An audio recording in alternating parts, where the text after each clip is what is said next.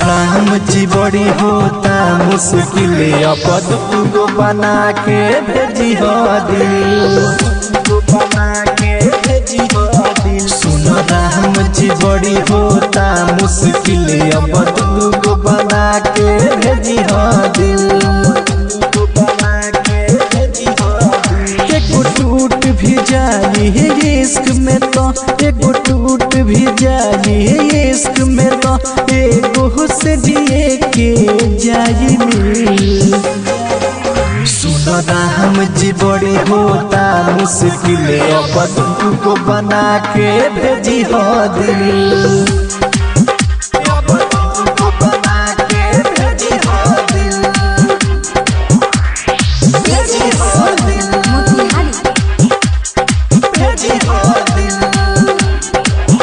बड़ी भाग से आईली जिंदगी में उनका से कोई नहीं सच्चा प्यार। बरसों के सोचल सपना जब मिट गइल क्षण में एक बार, मिट गइल क्षण में एक बार।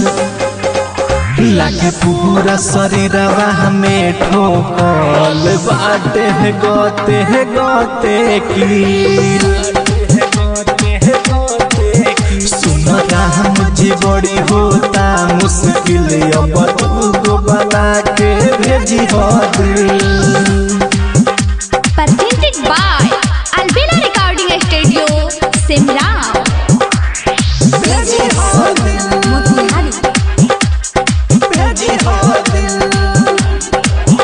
हम उनका प्यार के पावे खातिर मौत के भी गले लगा लेती।